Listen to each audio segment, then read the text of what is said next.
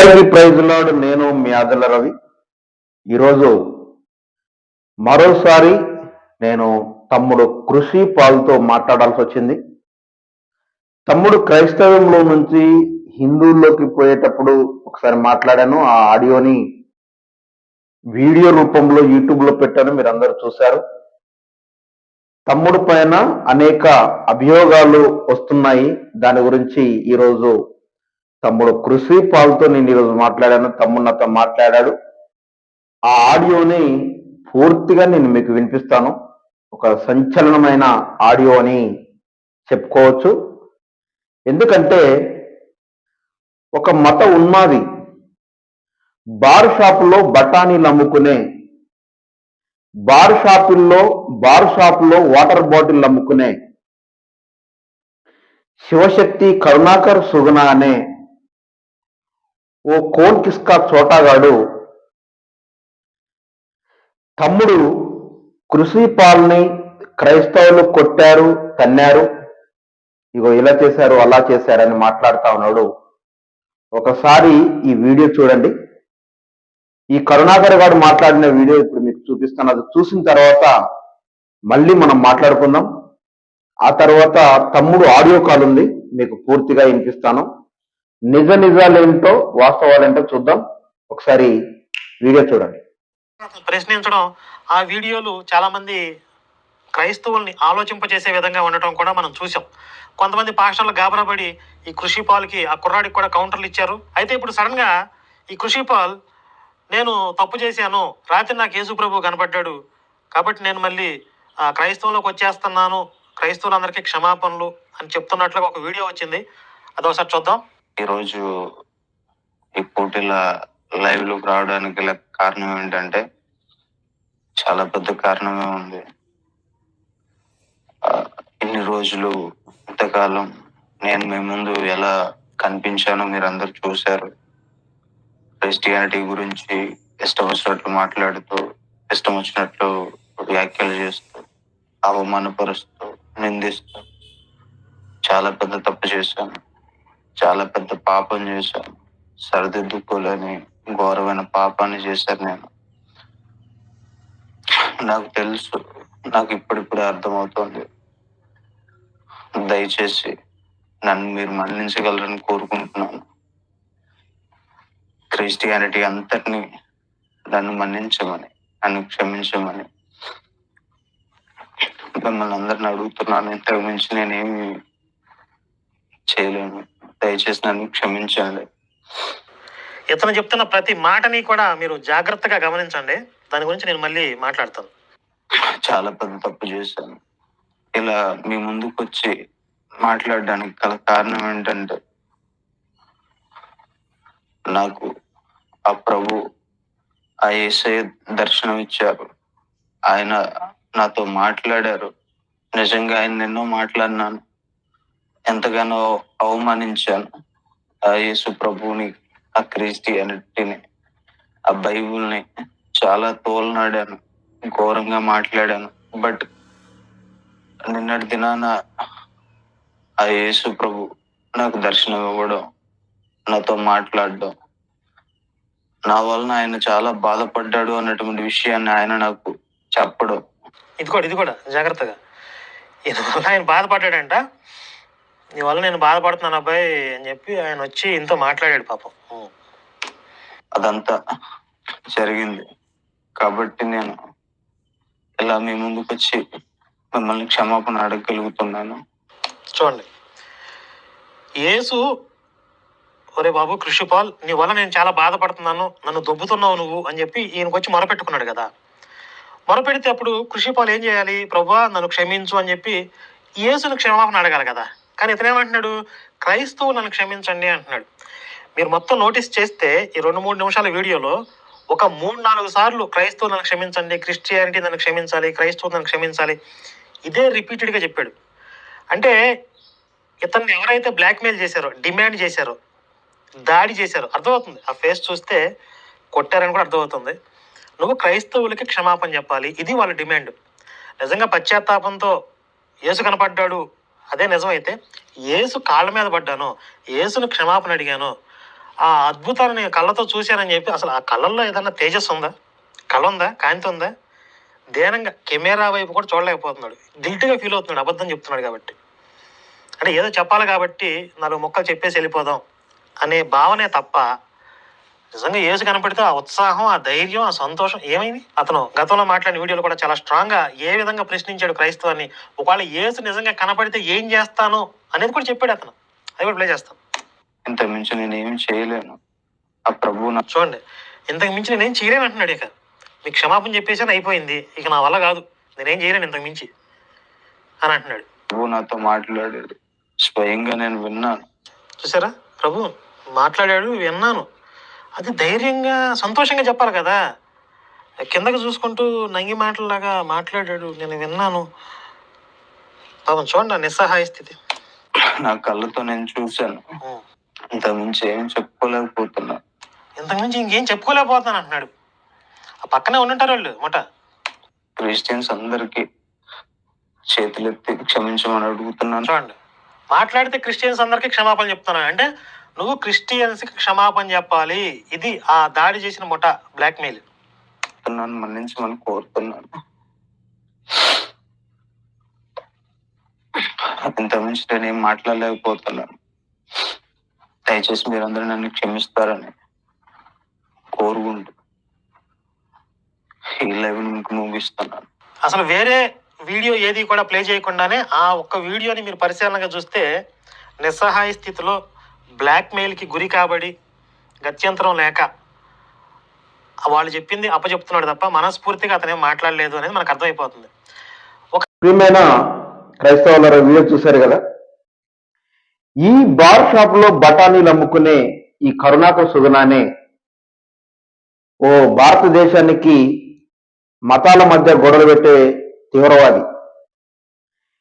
ఈ పనికిమాలిన వ్యవస్థలో కూరుకుపోయిన ఈ కరుణాకర్ సుగుణ అనేవాడు కూడా క్రైస్తవ్యంలో నుంచే హిందువుల్లోకి వెళ్ళిపోయాడు. ఎందుకంటే క్రైస్తవ్యంలో ఉంటే పైసలు రావు, అదే వేరే మతంలోకి వెళ్ళిపోతే, హిందువుల్లోకి వెళ్ళిపోతే క్రైస్తవుల పడి ఏడస్తా అనేక డబ్బులు సంపాదించుకోవచ్చు. లేనిది ఉన్నట్టు కల్పనా కథలు, బొచ్చడు కల్పనా కథలు చెప్పవచ్చు.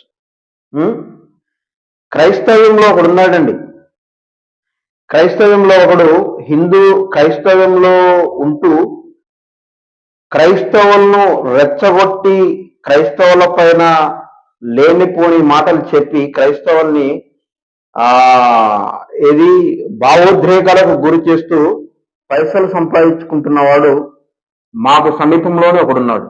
అలాగే హిందువుల్లో కూడా భావోద్రేకాలకు గురి చేసి ఉన్నది లేనట్టుగా, లేనిది ఉన్నట్టుగా మాట్లాడుతూ చెబుతూ హిందువుల దగ్గర డబ్బులు సంపాదిస్తూ పబ్బం గడుపుకునే ఈ ఇదివరకు బార్ షాపుల్లో బఠానీలు అమ్ముకొని బార్ షాపుల్లో బాటిల్ అమ్ముకున్న ఈ వెధవ ఎవడైతే ఉన్నాడో ఈ కరుణాకర్ సుగుణ అనేవాడు హిందువులకి, క్రైస్తవులకి, ముస్లింలకి మధ్య గొడవలు పెడతా ఉన్నాడు. తమ్ముడు కృషిపాల్ ఎవరైతే ఉన్నాడో మన తమ్ముడు, ఆ తమ్ముడిని ఎవరో క్రైస్తవులు కొట్టారు, హింస పెట్టారు, నేను చెప్పుకోలేకపోతున్నాను అని అంటున్నాడు అనేసి ఈ కరుణాకర్ సుగుణ గారు ఒక వీడియో చేసి 2 days బ్యాక్ పోస్ట్ చేశాడండి తన యూట్యూబ్ ఛానల్లో. అరే కరుణాకర్ సుగుణ, నీకు నేను ఛాలెంజ్ చేస్తున్నా, కృషిపాల్ని ఎవరైనా కొట్టారని నువ్వు నిరూపిస్తే, కృషిపాల్ని ఏ క్రైస్తవుడైనా కొట్టాడు, బెదిరించి అలా వీడియో చేపించాడు, కృషిపాల్ దెబ్బలు తిన్నాడు అని గనా నువ్వు చెబితే, నువ్వు ఏం చెప్తే దానికి నేను ఒబే అయిపోతారా? ఒకవేళ కృషిపాల్ని ఎవరు కొట్టలేదు, సాక్షాత్తు యేసుక్రీస్తు తనతో మాట్లాడాడు అని ఆ తమ్ముడు నాతో ఈరోజు ఒక ఆడియో కాల్ మాట్లాడాడు. ఈ వీడియో అనంతరం నీకు ఆ ఆడియో కాల్ని వినిపిస్తాను. ఇట్లాంటి బ్రోకర పనులు మానుకో. నువ్వు లాడ్జ్లో పనిచేసినప్పుడు పక్కలు పక్కలు మారుస్తారు చూసిన, పక్కలు దులపాలి కదా, దుప్పట్లు మారవాలి, పిల్లోలు మారవాలి. అంత ఈజీ కాదురా మనుషులు మారడం అంటే. బార్ షాపులో బఠానీలు అమ్ముకున్నంత ఈజీ కాదు రోయ్. బార్ షాపులో వాటర్ బాటిల్ అమ్ముకున్నంత, బార్ షాపులో వాటర్ ప్యాకెట్లు అమ్ముకున్నంత ఈజీ కాదురా దేవుణ్ణి మారడం అంటే. తమ్ముడు తెలిసి తెలియక యవన వయస్సులో సాతాను పెట్టే ఒక ప్రలాపం, ఒక ఒక భావోద్రేకం, ఒక మతి స్థిమితం లేకుండా, మనసు స్థిరంగా లేకుండా తమ్ముణ్ణి సాతాను గారు నానా విధాలైనటువంటి ఇబ్బందులకు గురి చేశాడు. అందుకే నీ దగ్గరకు వచ్చి ఇంటర్వ్యూలో పాల్గొన్నాడు. అంత మాత్రాన దేవుడు తమ్ముని వదిలిపెడతాడని ఎలా అనుకున్నావురా? ఒకవేళ ఆ తమ్ముడైతే నీతిగా నిజాయితీగా మేము ప్రైజులాడు తమ్ముడు అంటే ప్రైజులాడు అని మాట్లాడాడు. నన్ను ఎవరైనా కొట్టారా అంటే నన్ను ఎవరు కొట్టలేదని చెప్పాడు. నిన్నెవరైనా బలవంతం చేశారంటే ఎవరు చేయలేదని చెప్పాడు. మేమైతే దేవుడు ఆ తమ్ముడిని వదిలిపెట్టాడు, మళ్ళీ తన రక్షణలోకి నడిపించుకున్నాడు అనేసి బలవంతంగా దృఢంగా నమ్ముతున్నాం. ఆ తమ్ముడు కూడా అదే చెప్తా ఉన్నాడు. నీలాంటి మూర్ఖులు క్రైస్తవుల పైన నిందలు వేస్తే ఎవరు నమ్మరు. నీలాగే మా క్రైస్తవుల్లో కూడా కొంతమంది చీడ పురుగులు అప్పుడే ఎందుకు సహకరిస్తున్నారు, అప్పుడే ఎందుకు ఆయన గురించి మాట్లాడుతున్నారు వీడియోలు, 4 రోజులు చూద్దాం, మీకు ఉబ్బులు ఆగట్లేదా, అప్పుడే మాట్లాడేస్తా ఉన్నారు అని కొంతమంది మాట్లాడుతా ఉన్నారు. నీలాంటి మేధావులు మా క్రైస్తవుల్లో కూడా. క్రైస్తవ్యంలోకి వచ్చిన తండ్రిని వదిలేసి తప్పిపోయిన కుమారుడు వచ్చినప్పుడు తండ్రి చాలా పెద్ద విందు చేశాడట. ఆయన కూడా ఒక 4 రోజులు 2 నెలల్లో మళ్ళీ పోతాడని చూడలేదు. కాబట్టి మేము కూడా మా తమ్ముడు ఒకవేళ సంతోషంగా మా దాంట్లోకి వస్తే ఓకే, సంతోషం, తమ్ముడితో మాట్లాడాం, తమ్ముడు నిజంగానే వచ్చానన్నా అని చెప్పాడు, దానికి చాలా సంతోషిస్తున్నాం. ఒకవేళ తమ్ముడు మాతో ఆటలాడుతా ఉన్నాడా, అదంతా సాక్షాత్తు భగవంతుడే చూసుకుంటాడు, దానికి మేము ఏం చేయలేము. కానీ ఇప్పటివరకైతే తమ్ముడు నిజాయితీగా మాతో ఉన్నాడని మేము భావిస్తా ఉన్నాం. తమ్ముడు కూడా మాతో అలాగే ప్రవర్తిస్తా ఉన్నాడు. రాబోయే కాలంలో నిజాలేంటో తెలుస్తాయి. మా క్రైస్తవ్యంలో కూడా కొంతమంది అతి ఆవేశపరులు దేవుడికే సలహాలు ఇచ్చేలా ఉన్నారు. సాక్షాత్తు యేసుక్రీస్తు యెహోవా దేవుడికి మరి సలహాలు ఇచ్చే విధంగా ఉన్నారు. దేవుడికే సలహాలు ఇచ్చేలా ఉన్నారు. అలా తయారయ్యారు ఒక్కొక్కడు. యూట్యూబ్ వేదికగా ఎవడి నోటుకొచ్చింది వాడే మాట్లాడుతా ఉన్నాడు, ఎవడి నోటుకొచ్చింది వాడే చేస్తా ఉన్నాడు, ఎవడి ప్రవర్తన వాడిలాగే ఉంది. సాక్షాత్తు యేసుక్రీస్తు ఏమన్నా సలహా అడిగితే ఉచిత సలహాలు బాగా ఇచ్చేలా ఉన్నారు మా క్రైస్తవులు. దేవుడికి తెలుసు ఎవరిని ఎలా వాడుకోవాలో. దేవుడికి ఎవరితో ఎలా ఎప్పుడు మాట్లాడాలో ఆయనకి పూర్తిగా తెలుసు. తమ్ముడు మరి కృషిపాల్తో అలాగే మాట్లాడాడు అనేసి నేను అనుకుంటా ఉన్నాను. దేవుడు ఎలా మాట్లాడాలో కూడా మా వాళ్ళే నిర్ణయిస్తా ఉన్నారు కొంతమంది క్రైస్తవులు. దేవుడు నిర్ణయించుడు కాదు. దేవుడు ఇలా మాట్లాడితే బాగుండు అంటూ అలా మాట్లాడితే బాగుండు అని ఉచిత సలహాలు ఇస్తా ఉన్నాడు. దేవుడికే సలహాలు ఇస్తా ఉన్నారు. దేవుడు ఏం మాట్లాడాలో కూడా వీళ్ళు చెప్తారు మా వాళ్ళు. మతోన్మాదులు అలాగే తయారయ్యారు, మా క్రైస్తవులు కూడా అలాగే తయారయ్యారు. దీనికి నేను చాలా చింతిస్తున్నాను. ఇప్పుడు తమ్ముడు నాతో ఏం మాట్లాడాడో ఆ ఆడియో రికార్డింగ్ వినండి. మీరు ఎవరు దిగులు పడొద్దు. ఒక ఆత్మ రక్షింపబడింది అని నేను క్షుణ్ణంగా నమ్ముతున్నాను. తమ్ముడు మనని నమ్మించి మోసం చేస్తే మనం ఏం చేయలేం, కానీ నమ్మకంగా యేసుక్రీస్తు నిజంగానే మాట్లాడితే, ఆయన క్రైస్తవంలోకి వస్తే తప్పిపోయిన కుమారుడు వస్తే తండ్రి ఎలా విందు చేశాడో మనం అలా విందు చేసుకుందాం. ఒక ఆత్మ రక్షింపబడితే అంతకంటే సంతోషం ఏముంటుందండి? అందరికీ ప్రైజ్ లార్డ్. ఆడియో విందాం. హలో నాన్న ప్రైజ్ లార్డ్ కృషిపాల్. అన్న, ప్రైజ్ లార్డ్ అన్న. నాన్న థ్యాంక్ యూ నాన్న. నేను ఆ రోజు ఎంత బాధపడ్డానో. అన్న. నువ్వు మళ్ళీ నా తమ్ముడు అంటే పోయిన వాళ్ళందరూ తమ్ముళ్ళు కాకుండా కాదు కానీ ఆ, తిరిగిపోయిన నా తమ్ముడు మళ్ళీ వచ్చినందుకు మా భయంకరమైన సంతోషం. ఆ థ్యాంక్ యూ, చాలా థ్యాంక్ యూ. సంతోషంగా ఉంది నాన్న నువ్వు వచ్చినందుకు. అన్న, నాకు ఆ రోజు సమయం లేదు కానీ అన్న. ఆ రోజు ఒక బర్త్డే కేక్ లాగా కేక్ తీసుకొచ్చి కట్ చేసి ప్రపంచానికి చాటి చెప్దాం అనుకున్నా యాక్చువల్ గా. ఆ రోజు నేను వేరే పెద్ద ఫంక్షన్కి వెళ్ళిపోయినా, అవునా? కుదరలేదు.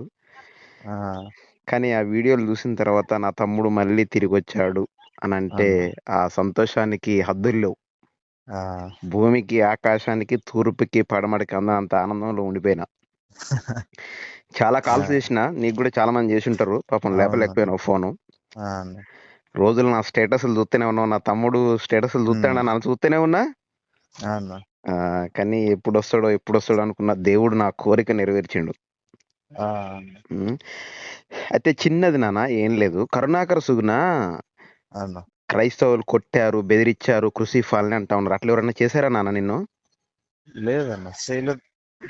ఆ, అలాంటిది ఏమీ లేదు. అదే ఇక ఆయన వీడియోలు పెట్టుకొని పబ్బం గడుపుకోవడానికి క్రైస్తవుల పైన నిందలేస్తా ఉన్నాడు. ఆ, కానీ అది తప్పు నాన్న. నిజంగా దేవుడు నీళ్ళంటలతోటి నువ్వు నీ పేరు కృషి పాల్ అని పెట్టుకున్నావు. పాల్ని సౌలుని పౌలుగా మారలేదా దేవుడు? మార్చాడు కదా. ఉమ్. మనకి తెలిసి తెలవక ఏదో చిన్న చిన్న లోటుపాట్లు జరిగి ఉంటాయి. అన్న. వాస్తవంగా నీకు నీ జీవితంలో జరిగిన విషయాలు కూడా చాలా గొప్ప విషయాలే. ఎందుకంటే దేన్నైనా కూడా గుడ్డిగా నమ్మొద్దు, బైబిల్ని కూడా గుడ్డిగా నమ్మొద్దు, వేరే వాటిని కూడా గుడ్డిగా నమ్మొద్దు. అట్లా అనేసి అటు కూడా వెళ్ళి చూసొచ్చినావు, ఒక కాలు అందులో కూడా వేసి చూసొచ్చినావు. అన్న. అది ఏందో ఇదేందో తెలుసుకున్నావు. అన్న. ఒక ప్లస్నే పట్టుకోకుండా నాలాగా, అంటే నేను కూడా క్రైస్తవ్యంలో ఉన్నాను కాదు, అది అసలు నిజంగా ఈ క్రైస్తవ్యం మంచిదేనా చెడ్డదేనా అని నా అంత అనుమాన పిచ్చాచి ఎవరులేనన్న. ఆహా. ప్రపంచంలో ఎవడన్నా అనుమాన పిచ్చాచి ఉన్నాడంటే నేనే. అట్లాంటిది ఏ దేవుడు గొప్పోడు, మా అమ్మ మా నాన్న నమ్ముకున్నారు కాబట్టి నేను నమ్ముకోవాలని ఆలోచించలే. నువ్వు కూడా సేమ్ అట్లనే మంచి పని చేసినావు. సరే అటు వెళ్ళొచ్చినా అక్కడ వాస్తవంగా అదేంటి తెలుసుకున్నావు, ఇదేంటి తెలుసుకున్నావు. దేవుడు డైరెక్ట్ నీతోటే చాలా మంది కళలలో దర్శనాలలో మాట్లాడిండంటే వేరే, కానీ నీకు మధ్యాహ్నం 3 గంటలకు దేవుడు నీతో మాట్లాడిండు అంటే దేవుడికి నీ మీద చాలా పెద్ద ప్రణాళిక ఉంది. క్రైస్తవ్యం సపోర్ట్ మొత్తం నీకుంటది నాన్న. తప్పకుండా క్రైస్తవ్యం సపోర్ట్ నీకుంటది. మంచిగా పెద్ద పెద్ద మీటింగ్లు పెట్టినప్పుడు కూడా నిన్ను తప్పకుండా ఆహ్వానిస్తా. నీకు నాకు దూరం ఏం లేదు. నేను ఇల్లందులోనే ఉండేది. మంది ఖమ్మం డిస్టిక్, అంటే భద్రాద్రి కొత్తగూడెం అయింది ఇప్పుడు, కానీ ఇంతకుముందు ఖమ్మమే. నేను ఖమ్మం, కొత్తగూడెం, పాల్వంచ, హైదరాబాదు, వరంగల్ అంతా తిరుగుతూనే ఉంటా, విజయవాడ. కాబట్టి నీకు మీ అన్నున్నాడు, దేనికైనా ఉన్నాడు. మీ రవణ, మీ ఆదల రవణ నీకు కోసం ఏదైనా చేయగలుగుతాడు, ఏదైనా చేస్తాడు. నువ్వు ఎప్పుడైనా 24/7 నువ్వు నాకు కాల్ చేయొచ్చు నాన్న. ఆ మాధురి బెదిరించిన ఏందిరా మొన్న వచ్చి మళ్ళీ అందరికి వెళ్ళిపోయినావు అది ఇది అనేసి మాట్లాడినా, ఈ పిచ్చి పిచ్చి వేషాలు ఓడేసినా కూడా మనకు అన్ని విధాలుగా అన్ని ఉన్నాయి. ప్రేమ ఉంది మన దగ్గర. 2వ ఆప్షన్ కూడా ఉంది, అది చెప్పినా నీకు ఇంతకుముందు.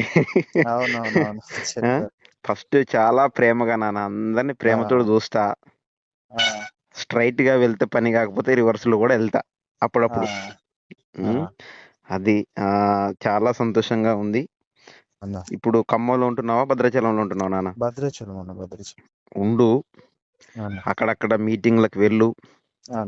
దేవుడు నీతో మాట్లాడింది కాబట్టి ప్రార్థన బాగా చేసుకో. బైబుల్ మంచిగా చదువు నాన్న. నీకంటే ఎక్కువ తెలిసినోడు ఎవరు లేడు. 3 సంవత్సరాలు చదివినావు నువ్వు బైబుల్. కాకపోతే ప్లస్లు మైనస్లు చూసుకొని ముందుకెళ్ళిపో. నువ్వు గొప్ప దైవ సేవకుడు అవుతావు నాన్న. ప్రపంచవ్యాప్తంగా నువ్వు అందరికీ ఒక ఆదర్శవంతుడుగా అవుతావు. అట్లా అవుతావు, తప్పకుండా అవుతావు. ఇంకా ఎవడెవడో వీడియోలు పెడతా ఉంటారు, ఎవడి వీడియోలు పట్టించుకోకు. నానా జీవితం ఉన్న తర్వాత ప్లస్లు వస్తాయి, మైనస్లు వస్తాయి, ఉమ్, ఘనతలు వస్తాయి, అవమానాలు కూడా వస్తాయి. అవును ప్రతి దాన్ని ఎలా తీసుకొని ముందుకు పోవాలో తెలుసుకున్నవాడే హీరో. అవును సినిమాలు తీసేటోడు కాదు హీరో. ఆ, కాబట్టి జాగ్రత్తగా ఉండు. ఏదైనా అవసరం ఉంటే భద్రాచలం కూడా నాకు పెద్ద దూరం ఏం కాదు, అవును ఖమ్మం దూరం కాదు. ఏదున్నా నాతో షేర్ చేసుకో. అవును ప్రతి దాంట్లో నేను నీతో ఉంటా. అవును ఎక్కడైనా మీటింగ్స్ పెడితే నిన్ను ఇన్వైట్ చేస్తా, తప్పకుండా రా నాన్న. తప్పకుండా. తప్పకుండా రా. నీకు నేను మధ్య దారి ఖర్చులు ఏమైనా ఉన్నా నేను చూసుకుంటా. అవును థ్యాంక్ యూ నాన్న. Praise lord. థ్యాంక్ యూ అన్న, thank God you. Bless you. Love you, love you, love you, love you. Thank you.